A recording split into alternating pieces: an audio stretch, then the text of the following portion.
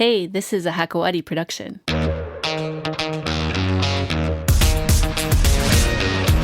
Hey guys, welcome to a smoking hot episode of The Men's Room. We're talking today about legalizing cannabis for medicinal use. It's actually a very timely topic. Lebanon, which is in fact the world's third largest cannabis producer after Morocco and Afghanistan, is currently drafting a proposed legislation that would allow for cannabis cultivation and medicinal use, and that's set to be voted on the end of September. So what does this mean for Lebanon, and how does it play to the broader regional context? Well, everyone, of course, has an opinion on this subject, but few people have the facts to back it up, like our guest today. Fadi El-Jardali is an associate professor of health policy and systems at the American University of Beirut, and also the founder and director of the Knowledge to Policy Center. Thanks for being here, Fadi. It's great to have you. Thank you, Nadia. Thank you for having me. So your Knowledge to Policy Center published a research paper entitled Legalizing Cannabis Cultivation, What We Need to Know, and Is Lebanon Ready? And that was about a year ago in August 2018. And a couple months later, the Lebanese government shared with you initial legislation that would propose a new law that would legalize the cultivation and medical use of cannabis. And that commission that's working on this is headed by the Amal Party, Yassin Jaber, and it's been set up to study how the laws could be implemented. So why did you and your team, before that, let's start there, feel the need at the Knowledge to Policy Center? Why did your team there feel the need to produce this research? Yeah. So thank you again for hosting me. The Knowledge to Policy Center, K2P Center at the American University of Beirut, is a center that is really specialized to advise policymakers and stakeholders by using evidence to help them, give them suggestions and recommendations for the best policy options and choice that they have to take into consideration when solving a particular public problem.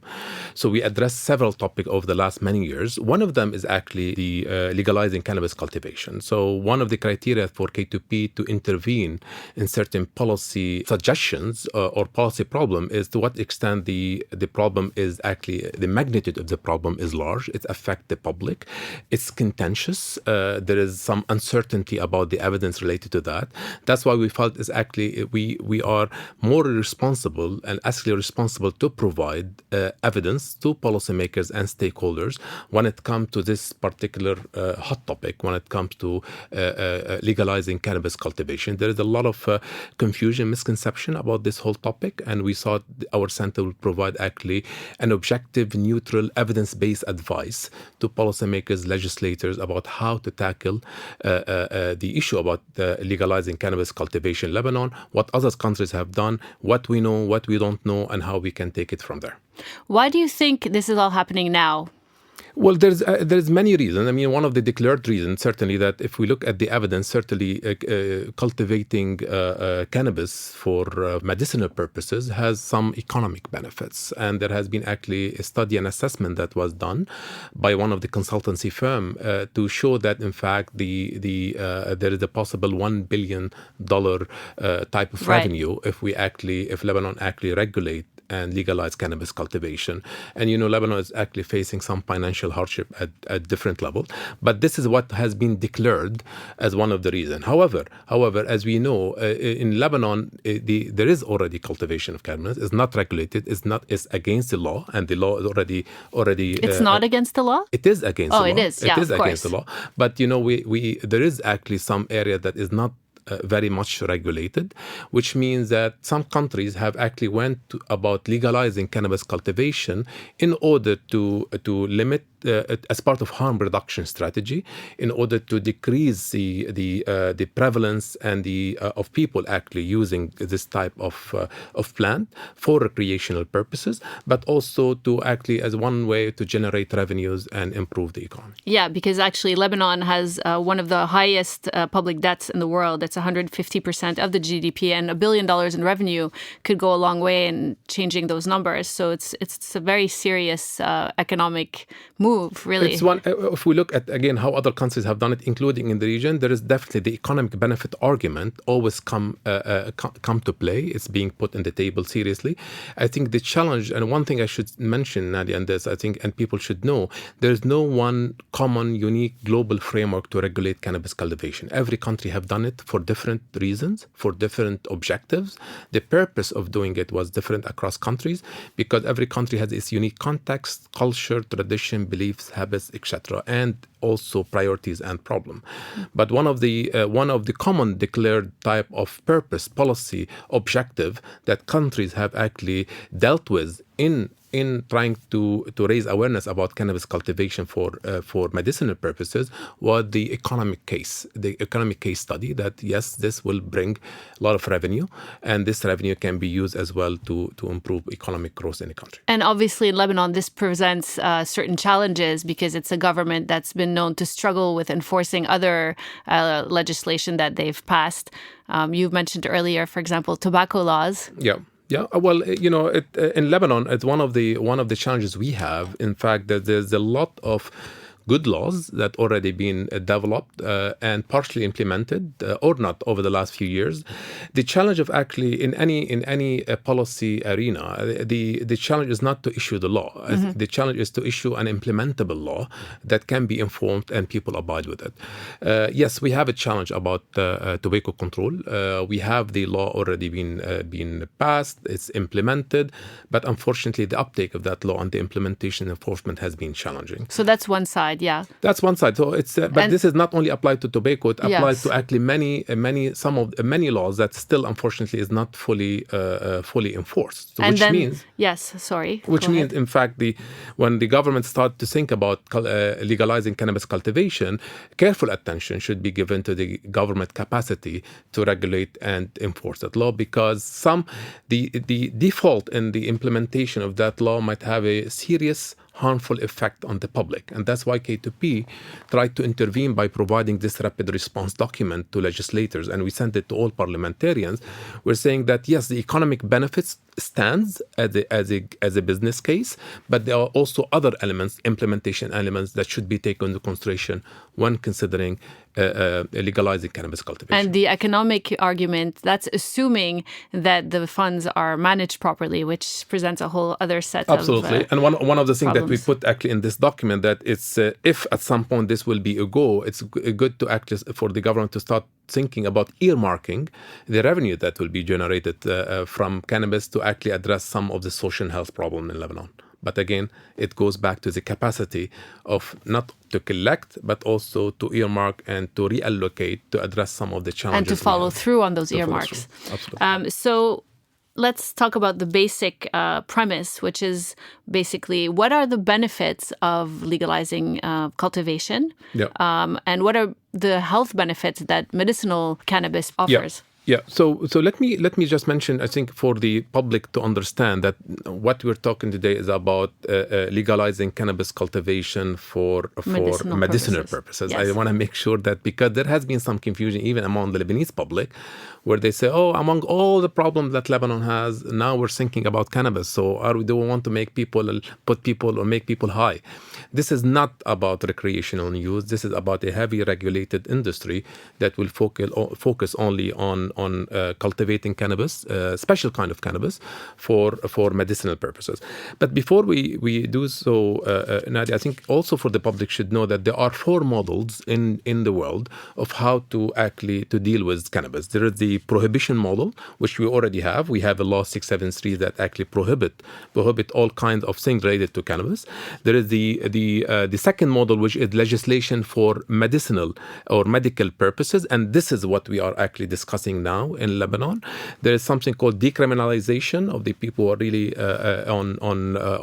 have a drug addiction, and there is the fourth model, which is the personal use of cannabis for recreational purposes, which some countries, including Canada, Uruguay, US, others actually are moving forward in that direction. So what we are talking about in Lebanon is model number 2, which is really about legislation for the use for medicinal purposes. Now, talking about the medicinal purposes, again, also the public should know that cannabis is not effective for all kind of illness and diseases. I think they have to know. If we look at the evidence that has been generated to this, so the benefits of medical use, and this is really based on 12 systematic reviews that has been published, it showed that the medical use of cannabis was found effective only in reducing neuropathic pain and spasticity in multiple sclerosis patients, and nausea and vomiting in patients receiving chemotherapy. So we have evidence to a certain extent that the use of cannabis for medicinal purposes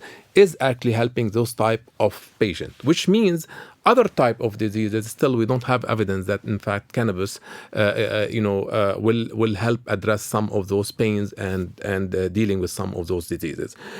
At the same time, we should also people should know that the harmful effect of the use of cannabis for recreational purposes. Of course, there is a strong evidence that show that the effect of using cannabis for recreational purposes alter the brain structure and function.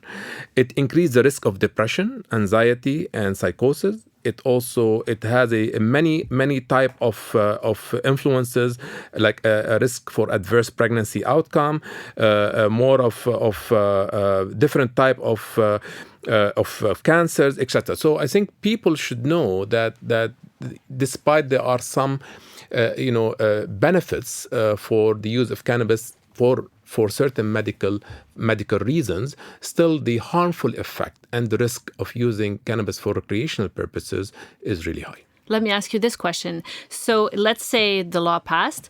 Could doctors only prescribe cannabis for those kinds of diseases, for multiple sclerosis and chemotherapy patients? Or would they be free to prescribe it for other illnesses that patients have said maybe that it relieves them, but there's no evidence? Yeah. Well, there's a big risk for when we talk about prescribing. I think this is something, and I hope certainly the other physician, other professional association will have a say in the draft law, because even if you look at the experience of Canada, I would say that even although some physicians are eligible within their scope of practice to prescribe cannabis for medicinal purposes, even if you look at the latest evidence, even some physicians still hesitant, and because they are not quite sure and have a conclusive, strong evidence about that the best fit to deal with this pain or these with certain illnesses and diseases is to actually prescribe cannabis. So my only take on that, I would say that physicians certainly cannot or should not, in fact, prescribe cannabis for cases that there's no evidence behind it. I think that's why we need to look very carefully on the clinical evidence. Yes, what I told you now are coming from 12 systematic reviews, and there is some good evidence related to that. But if at some point Lebanon will start really even not only legalize cannabis cultivation, but it would allow for physicians to prescribe, we need to be very clear and focused on what is the scope of that prescription, where it's being provided, how it's being provided, so we limit abuse and misuse, which is another challenge, or overuse. So this is another challenge as well. So this $1 billion in potential revenue, is this only based on medicinal use inside this country, or does this include possible export? Yeah. No, thank you so much for raising that.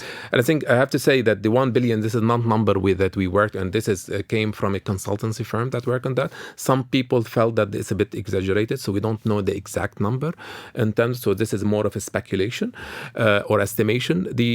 I think the key here that the local market in Lebanon is too small for medicine. So meaning the dependency here is mostly for exports. And when we say about exports, Lebanon should really revisit many of the treaties that they have actually already signed with other countries. That's first. Second, they should create the demand from other countries to actually so they can export cannabis for medicinal purposes to those countries. There is some kind of agreement needs to be done. All this, I'm hoping, and we flagged this as well to the legislators, and hopefully they are taking this into consideration when they are drafting the law, because we need to create the demand for that. We need to create the market, and we need to make sure that there is an entity that is regulating that market in order to ensure that the cannabis that is being cultivated in Lebanon meet the international standard for export. Yeah, actually, that brings me back to something you mentioned earlier, which that some of the negative effects of cannabis is that it can alter your brain's structure. So if you look at that's why you want to say when we say cannabis cultivation for medicinal purpose is regulated, meaning to ensure that the limit within the cannabis is not really providing a harmful effect to patients. So this is really very important. Now, which means the existing cannabis that is being illegally cultivated in Lebanon does not meet the criteria. So meaning if the government will actually go and actually legalize it for medicinal purposes, all the existing crops need to be actually eradicated or smoked. Absolutely. I hope not. I meant with fire. So, yeah, but this need to be reconsidered because so it can meet international standard, which actually take us to an important point about who's going to regulate it, who the companies that will be allowed, in fact, to produce it, to market it. I mean, there's a lot of the implementation consideration that need to be taken into consideration.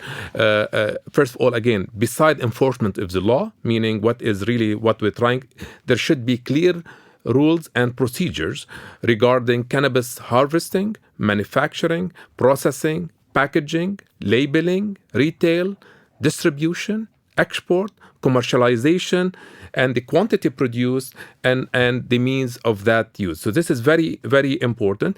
In addition to the price regulation, Nadia, because if you look at what's happening in Lebanon, part of it is really the black market, meaning, the price should be given to a certain level, high enough, because, there is a price elasticity with cannabis, meaning if the price is low, many people and easy access, people will start using it.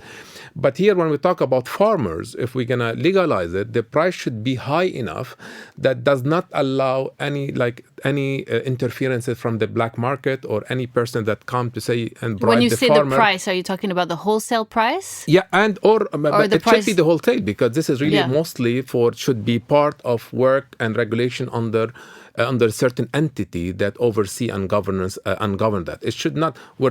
Lebanon cannot sell or use this and to sell individual pack, whatever, like what's happening in Canada, because there it's for recreational purposes, here for medicinal purposes. So explain how that would work. How would it work? I mean, you have the farmer that's selling it by the, kilo.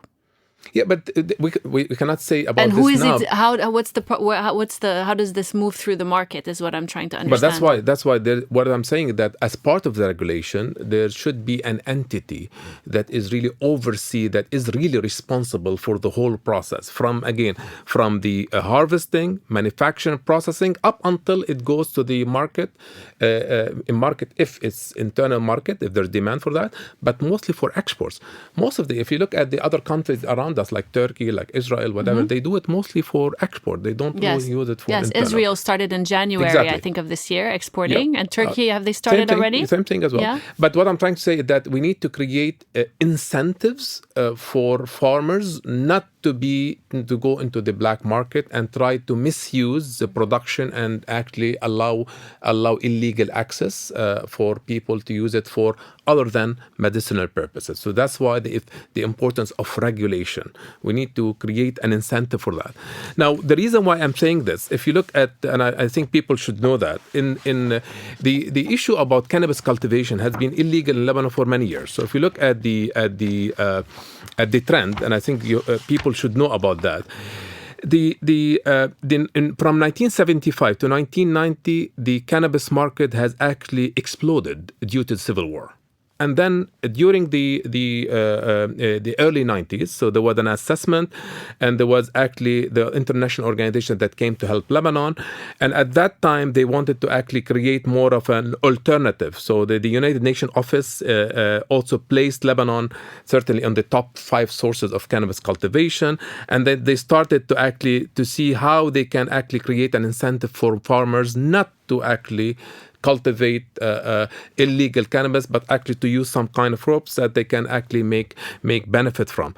But at that time, unfortunately, there was not strong incentive was provided to farmers. That's why, unfortunately, still this is being done and is being done illegally. So I think one of the reasons why government is thinking about legalizing it is also as part of not only harm reduction and also generating more revenues, but also to transfer this market from illegal market to legal market. Because it's there anyways. Yes, it's there anyway. And it's there because it's worth noting that, that most of the cannabis in Lebanon is grown in the Bekaa Valley, which is very fertile ground. Yeah. But hemp crops are very easy to grow, and especially they don't need a lot of water. Right. And in recent years, there hasn't been a lot of rain. So it's made it an especially attractive crop for farmers, I imagine. Right. So what kind of incentives do you envision that would kind of prevent the farmers from having kind of two separate, markets? Well, I think it's, I cannot speak on behalf of farmer, but if we look at the evidence, certainly the issue about you need to limit any perverse incentive for them. Before you think about incentive, you need to limit any perverse incentive for them to actually not to encourage this type of implementation of law and actually go and try to work as part of the black market, which means that, again, they need to get financial benefit out of it.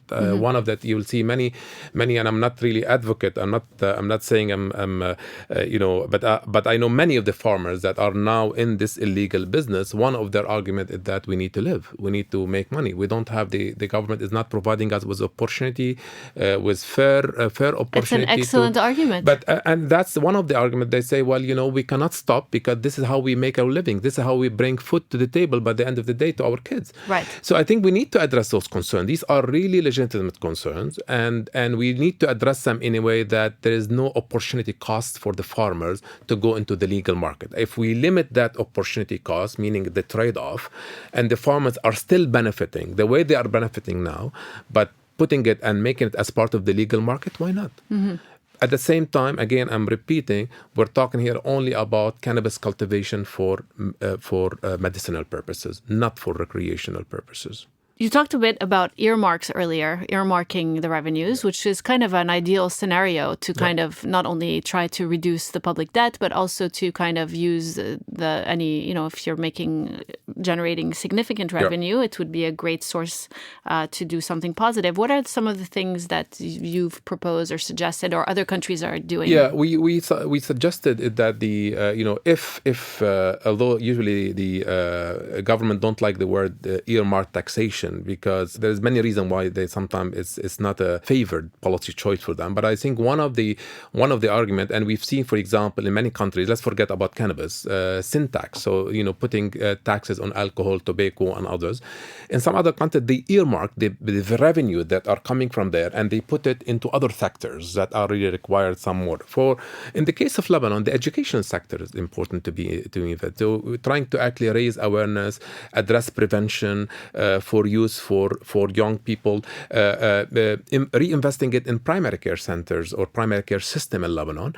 In Lebanon, one of the highest burden of disease is the chronic diseases and non-chemical diseases like cardiovascular diseases, like cancer, like high blood pressure, cholesterol, all this type. And there is a lot of investment need to be done as well to address those preventable, I would say, diseases. Mind you, at the same time, also in terms of trying to build more awareness for citizens. One of the recommendations we put in this product that before you legalize or while you're doing this, you need to build a lot of awareness among lay people and citizens about all what we're talking about here. People should know that this is really a regulated industry. This is for medicinal purposes. But most importantly, the youth should know about the harmful effect of recreational and unregulated use of cannabis. This is very important. And I have to say there is a major problem in Lebanon, other countries, because of that. The prevalence of drugs that in the hands of people really, could be young people in schools and others. And these are really major problems that affecting not only the health of those people, but also society in itself. So I think we need to address that as well as part of the broader context, and rather than only focusing on the economic benefits of cannabis cultivation. That's actually very interesting, because people would assume, they're going to legalize cannabis, that usage will go up. But in fact, if you're using the income from that law to educate people, you end up reducing the drug use. So that's actually one of the benefits that people don't think about. Yeah, and we've seen it as people. Yeah, absolutely. That's a very good point, Nadia. I think there is no conclusive evidence at all that shows if you legalize that the consumption will increase. contrary to the fact. Even now in Canada, although still there's no hard evidence behind it, but they're starting to see a reduction of use among youth as the result of the regulation. Now they are seeing a little bit, I believe, some increase in consumption among senior people, but still this is a regulated industry. But certainly, if people, I think there is a misconception that if we legalize, meaning the consumption will increase.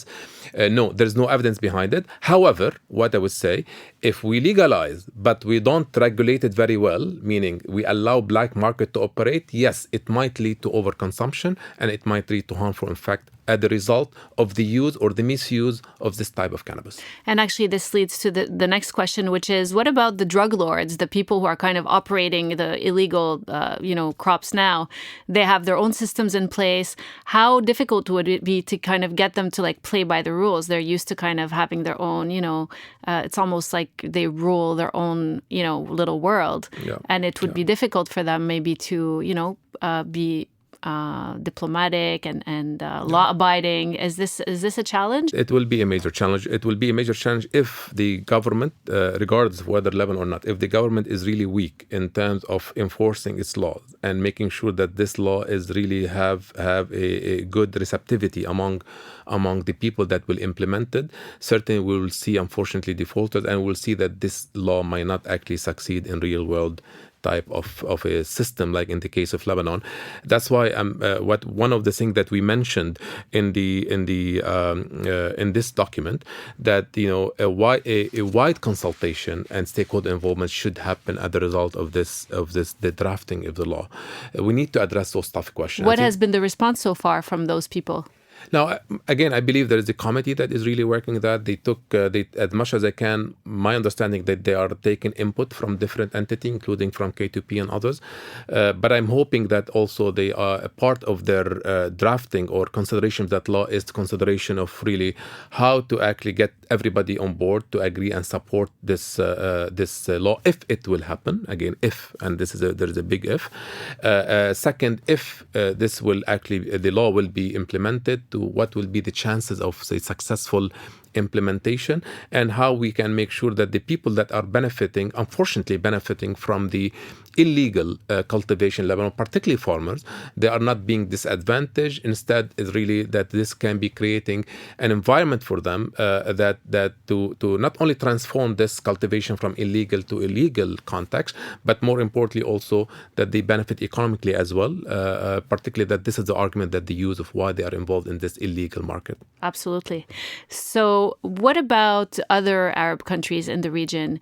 Do you have any idea if would this have like a domino effect? Do you know if there have been any discussions as to whether they'd be interested in maybe making medicinal use legal in their own countries, so that would open up the market in terms of export? Yeah, I think this might happen, absolutely. If we look at currently now in the region itself, so mostly, and I'm talking about Arab countries, so there is definitely Lebanon, but there is also Morocco. So Morocco, it's still illegal, certainly, but there has been a lot of debate since 2012 in order to actually how to make this more of regulated, legalize it, also for medicinal purposes. But there has been a lot of political, social, and cultural challenges that impeded any efforts to actually move that into that direction. However, what I would expect if Lebanon would actually legalize cannabis cultivation for medicinal purposes, I would expect other countries that actually will look very closely at the Lebanese experience. Now, if we're talking broader than that, certainly Turkey already has been there. This has been there, and in 2018 there has been a new also law to support export and cultivation. Same thing in Israel, which is actually there is a major companies in Israel that actually they are exporting this outside their market and to actually bring economic benefits for that. But again, there is no one size fits all. I think people should know that. Not necessarily if Turkey have done it that way, meaning Lebanon can do it that way, or if Canada have done it that way, meaning Lebanon can do it. Every country has its unique context. I think serious consideration should take into consideration the political context, the economic context, the social context, and the cultural beliefs and attitudes of people should be taken into consideration when we actually think about contentious law like the legalizing cannabis cultivation in Lebanon. So if Lebanon adopts this law in the end of September or in the next few months. It'll be, as you said earlier, one of about 30 countries around the world that are banking on the medicinal marijuana market, essentially. So ultimately, what are you hoping will happen? For this particular Yes. but I have to say, and I was asked several times before, is your center is K2P, or do you actually support this law or not? I think the question was really is we cannot answer this question in a very neutral way. I think we have to take context into consideration. Our serious concern, in fact, I have to say, is the implementation enforcement and creating the market for that and making sure that we actually not only legalize an illegal market, but make sure that this can be considered as part of a broader picture, which is harm reduction, harm minimization, limiting access to illegal drugs in Lebanon, solving the issue that actually youth are facing when it comes to drugs, raising more awareness among people about the harmful effect of those type of drugs, etc. This is what I'm hoping for as the result of that. The economic case will always exist, but we all know that economics is not the only. It's just one input into the decision-making process. There are other factors that come into play. Lebanon has certain challenging contexts related to that that need to be considered very, very closely. And the question is, again, that comes back, is that if there are some existing, common sense law like tobacco law, still the government is not really able to regulate it. You mean like smoking in restaurants or public areas, which obviously no one respects those laws. Yeah, unfortunately. But I think we need also to address those bigger questions. We cannot only look at this law in isolation from the broader context. We have an issue of Lebanon about enforcement, and this is a political decision, and this has to be considered within the broader context. Otherwise, there are the big serious concerns about failures, and the failures have a very much harmful effect to the society. That's what I'm trying to say. The failure in actually regulating and enforcing this particular law will certainly create a bigger problem than the problem that they are trying to solve, and that's what we're trying actually to raise the flags for them to consider. Based on your interactions with policymakers in Lebanon, do you think the Lebanese government is competent enough to oversee this rolling out and implementation and regulation of this certainly law? I mean, if we all know that, I think with